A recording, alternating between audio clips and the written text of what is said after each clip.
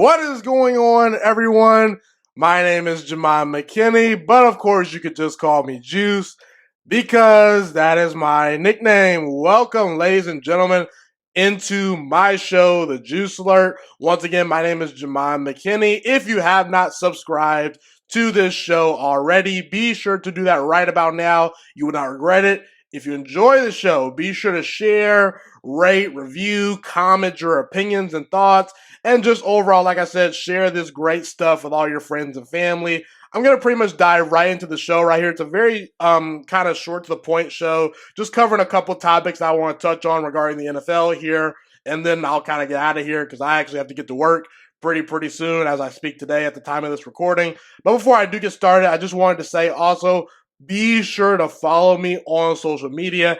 As you can see, if you're watching here physically on YouTube, all the social media links are popping up towards the bottom of your screen. Maybe take some time to screenshot those handles and follow me on social media. If you're listening on a podcasting network or platform, be sure to go to the description of this episode and find me on social media that way. Or you can just type in Jaman, Ghiman, into Twitter, Instagram, whatever social media platform you have. And pretty much I'm going to pop up somewhere because I don't think anyone's name out there that you would know personally is spelled Ghiman because my name is indeed unique. But enough talking right here, right now. I want to start off by talking about Russell Wilson and the Denver Broncos. Russell Wilson just got the biggest win of his Broncos career of recent, beating the Kansas City Chiefs. The Chiefs were coming into this game looking like the team that could maybe repeat as Super Bowl champions. That is still definitely on the table for the Chiefs. I'm not going to overreact to a loss. I actually predicted, I said on Twitter that the Chiefs were going to lose this game. A lot of people thought, you're crazy. And boom, smart people reveal their true colors because I was right about this game. But needless to say, everyone's kind of bailed on Russell Wilson and the Broncos, and rightfully so, because last year they were one of the worst teams in the entire National Football League, and at the forefront of it was Russell Wilson, because Russell Wilson and the Broncos offense, they were not fun to watch. It was kind of a shit show, it wasn't, they didn't do anything particularly well last year. And this year, they kind of start off, looking the part on offense, but the defense isn't really clicking. You thought Sean Payton would come in and immediately turn things around. The Broncos got off to a really rocky start. However, let me just say this right now. Russell Wilson goes out there this past week, outplays Patrick Mahomes, and gets a much-needed victory up to this point in his Broncos career.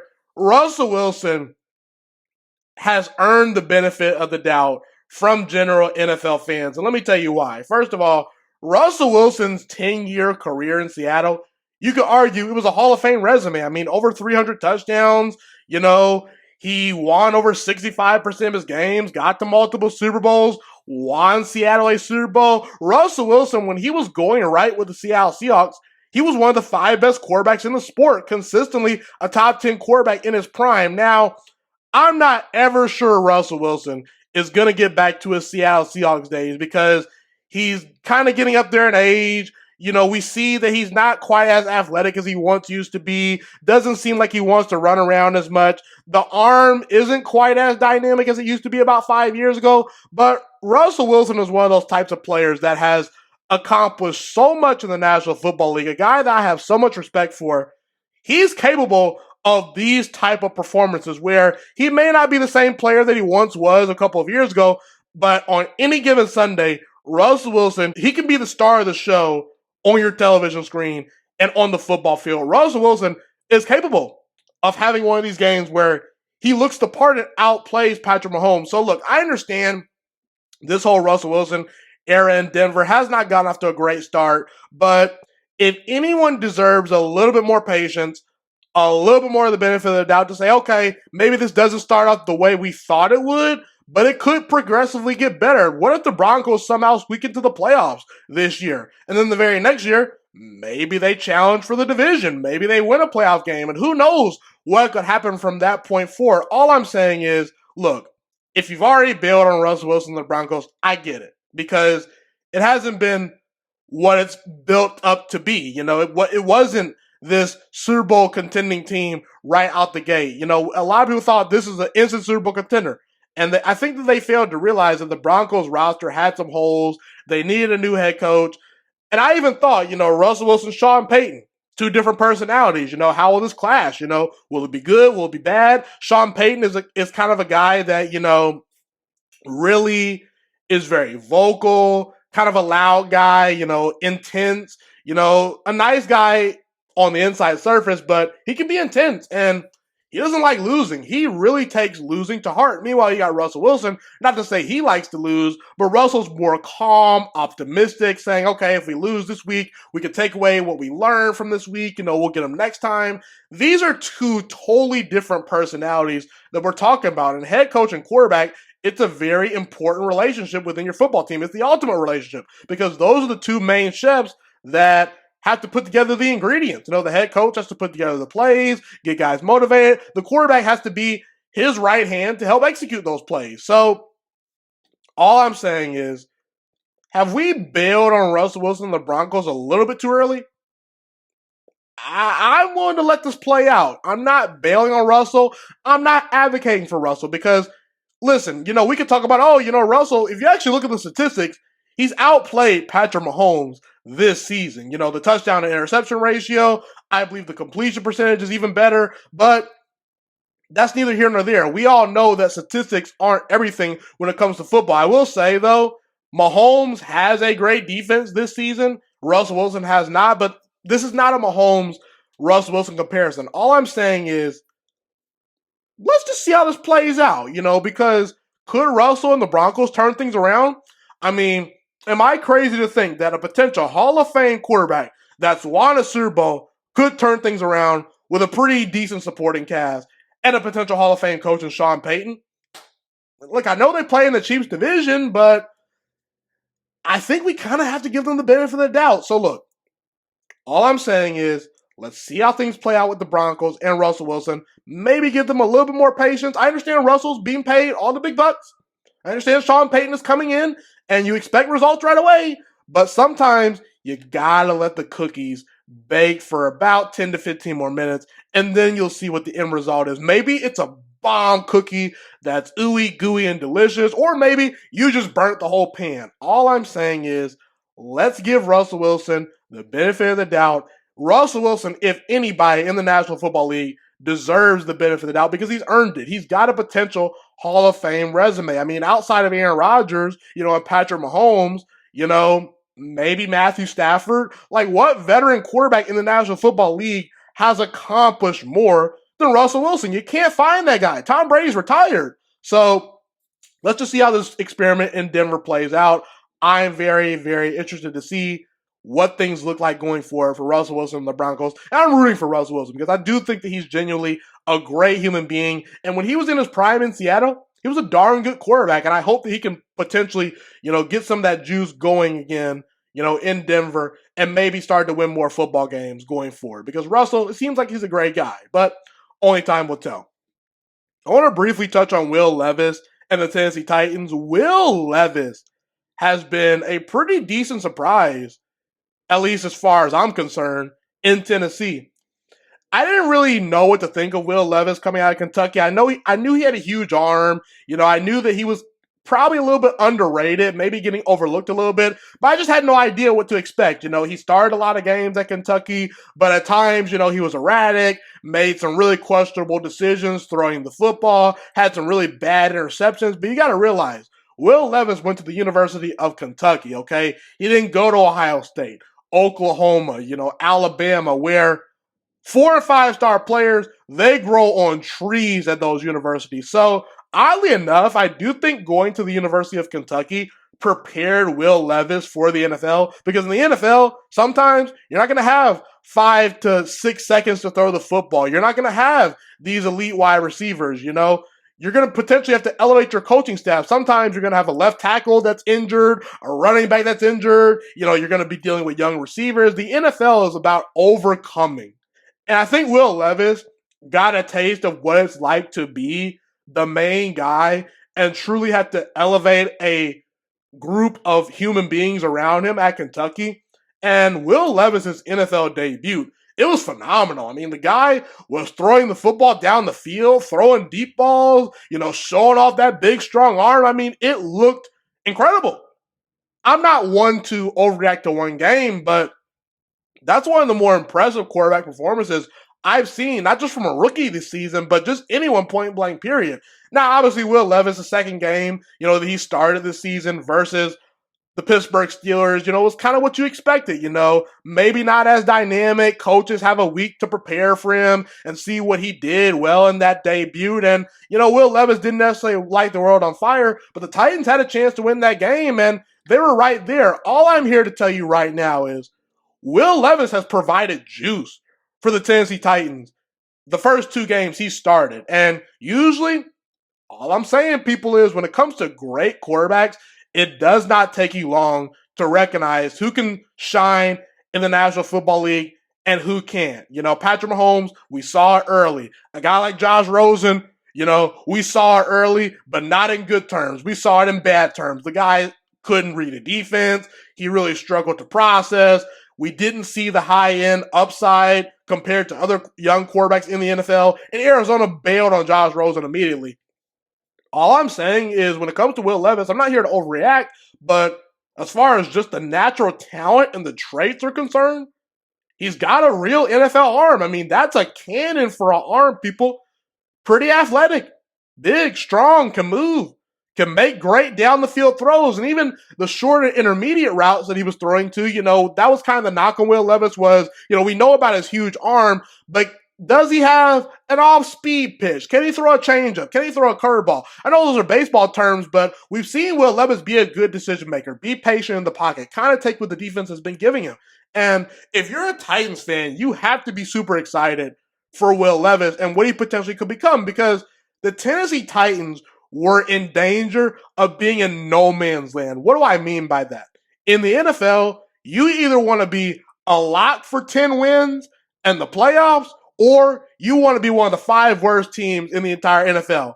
This crap of, we're good enough to win games here or there, but we're not going to make the playoffs. We're not close to a Super Bowl contender. But, we won 7, 8 games. That's not the territory you want to necessarily be in. And that's the exact territory Tennessee was in, where they're not bad enough to tank, but they are clearly not in the Kansas City Chiefs, the Buffalo Bills, the Baltimore Ravens, and the Miami Dolphins class, where they're not close to being a Super Bowl contender. But when it comes to Will Levis, it seems like when you get the quarterback right, everything seems to fall into place a whole lot better. Look at a guy like DeAndre Hopkins. A lot of people thought, DeAndre Hopkins is washed. What a bad signing by the Titans. He's not that good anymore. DeAndre Hopkins out of a sudden, out of nowhere, is catching long touchdown passes because Will Levis is good, and Ryan Tannehill, as much success as he's had in the NFL, and he's put together a pretty decent career, but he's cooked. Okay, he does not provide juice for your franchise anymore. If Ryan Tannehill is your starting quarterback, you are a limited football team. You're not to be taken seriously. The Ryan Tannehill experiment, it needs to end. He needs to go. They need to move on from him. And I think Tennessee recognizes this, where they pretty much have moved on from Ryan Tannehill. And they've given the keys to Will Levis. And we'll see what Will Levis is going to become.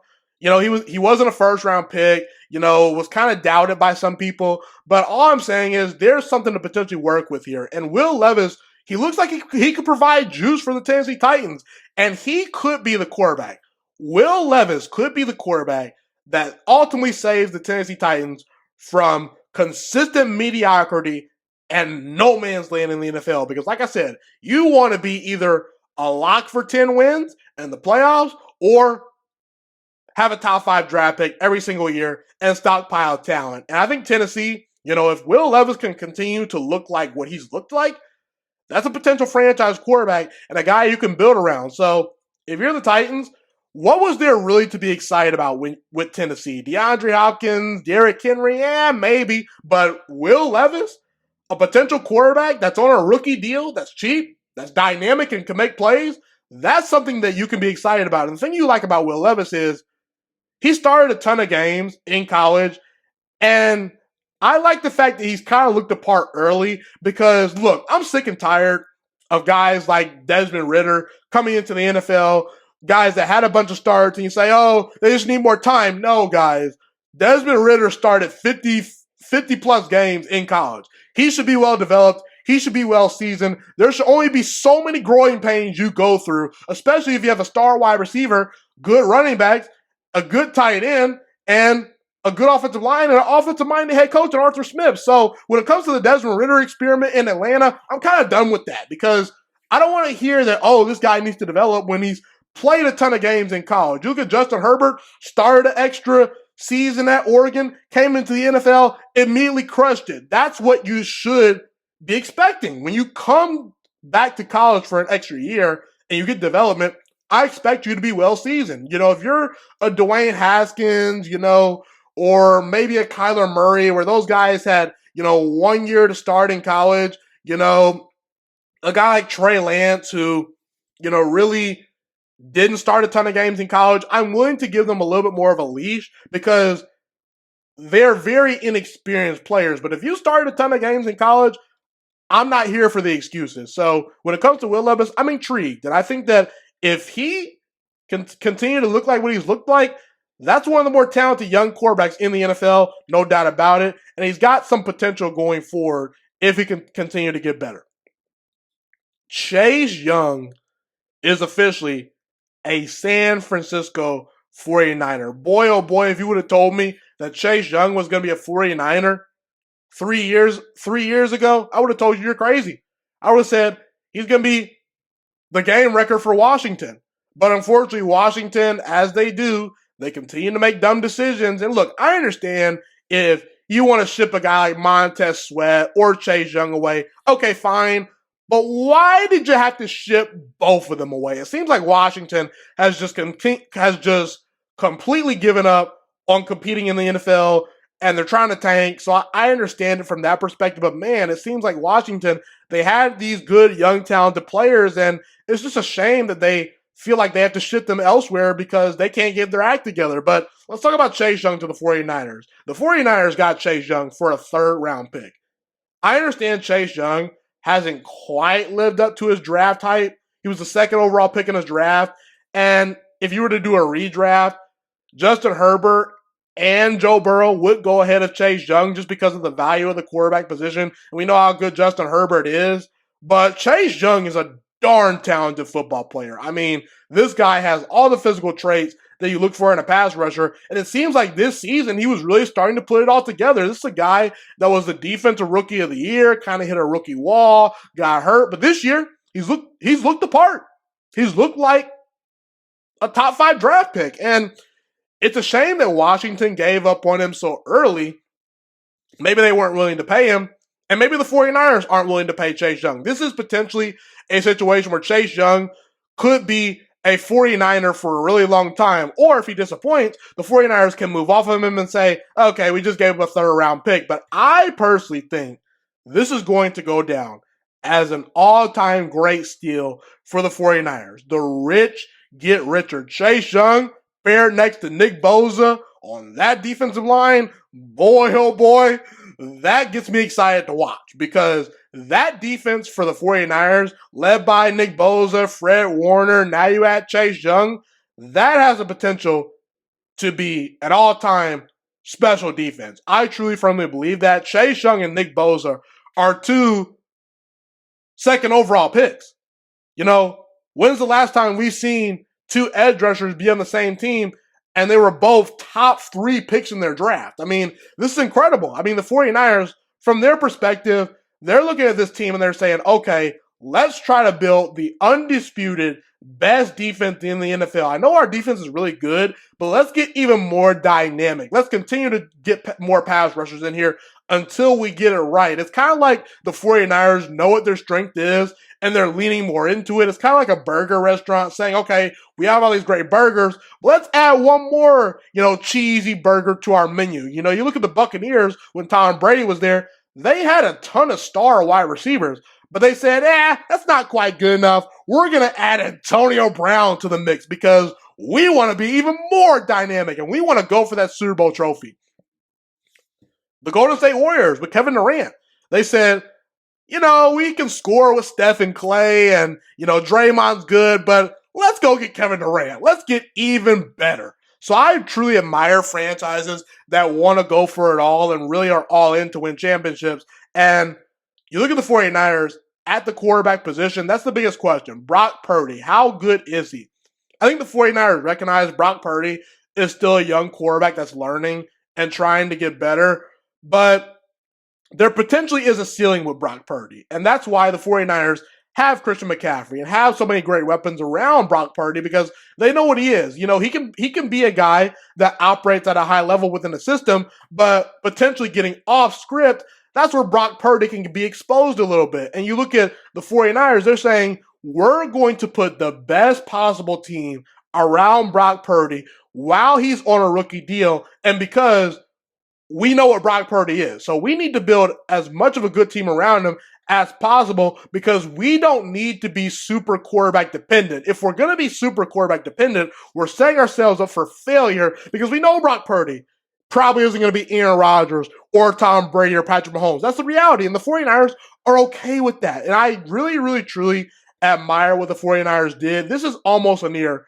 perfect situation for Chase Young. I think he's going to crush it with the 49ers with that defensive scheme. And the 49ers this season, they've been a good defense, but they haven't quite been as dominant as people thought they would. I think they were somewhere around 14th in pass rush win rate. You add Chase Young to the mix next to Nick Bosa. Who do you double team? If you double team Chase Young, Nick Bosa is going to get home. And if you double team Nick Bosa, Chase Young can win one-on-one matchups. So I think it's a match made in heaven. Chase Young to the 49ers gets me totally excited.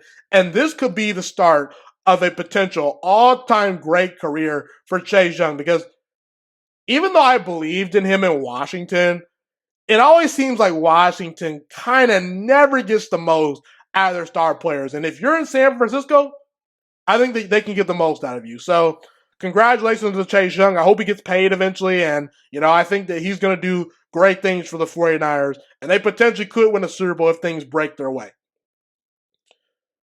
After this Chase Young trade, I feel like Chase Young is no longer underrated because everyone seems to be talking about him.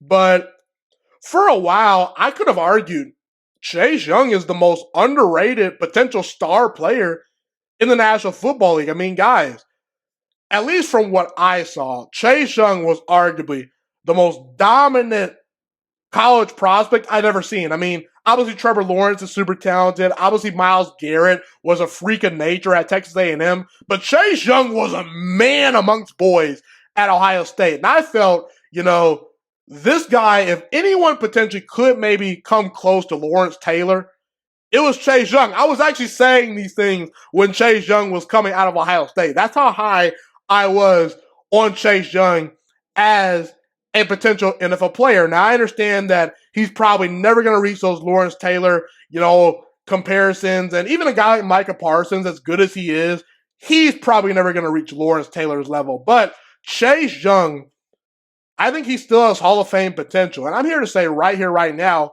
Chase Young is going to be an NFL Hall of Famer. Now, obviously, he has to stay healthy. He has to go out there and perform. But keep in mind, people, Chase Young is still only 24 years old. This is a guy that's not even 25 years old of age yet. Next season, he'll be 25. And you'll notice a common trend with most Hall of Famers around that age, 25 to about age 32 season. That's where they make the big bucks. That 5 to 7 year stretch after they're about 25 years old, that's where these great players start to go on an all-time run. And I think Chase Young, during that 5 to 7 year stretch, if he stays healthy, there could be a Defensive Player of the Year award in his sight. There's going to be potentially multiple double-digit sack seasons. I think this is the start of Chase Young potentially going on an all-time great run because Chase Young, he's come back from injury, had sustained a major horrible injury, but it seems like he's come back good as new and he's motivated. And Chase Young was bailed on by the team that drafted him, a guy that people thought was going to be in Washington for a long time. Washington bailed on him. They said, you're worth a third-round pick, Chase Young. We'll trade a third-round pick for you. You mean to tell me that's not going to motivate Chase Young? I think it is. A guy that's about 6'5", 270, built out of a lab, can stop the run, can get after the passer, has all the physical tools you want. Now he's motivated and in a situation in San Francisco where there's going to be great players around him and he's going to be able to elevate his game and take it to the next level. I think this is the situation where you need to buy as much Chase Young stock as you can. I think Chase Young is going to make the Hall of Fame. And there's just certain players that once you see it, you kind of know what you're getting into. Like, for instance, LeBron James. A lot of people thought, going to be a Hall of Famer. Kevin Durant, going to be a Hall of Famer. Stephen Curry, once he started hitting a bunch of threes, people said, yeah, Hall of Fame potential. Even in football, Aaron Rodgers, Mahomes. We saw it pretty early with these guys, Julius Peppers even. A guy that Chase Young's been compared to in the past, saying, oh, he's potentially the Julius Peppers, prototype. We saw it pretty instantly with Julius Peppers. So I think Chase Young is going to crush it in the next couple of chapters in his career. I'm happy he's in San Francisco. I think Washington will regret moving on from Chase Young. I think when we look back on NFL history, Chase Young will be somewhere amongst the all-time great pass rushers. I truly, truly do believe that. I think he and Nick Bosa, if they can stick around in San Francisco, have a chance to be an all-time special duo that potentially could win a Super Bowl or two. And I think Chase Young has the world in front of him. And if he just continues to put his head down and really work hard, I think Chase Young could be an all-time special, great football player. Well, folks, that's pretty much all I have today. Thank you so much for tuning in today. My name is Jamon McKinney. Once again, if you enjoy the show, be sure to like, comment, subscribe, and share this content with your friends and family. And also, follow me on social media if you haven't already. I'm signing out, ladies and gentlemen. Have a God-blessed day. This is Jamon McKinney, and you have been watching The Juice Alert. Have a great day.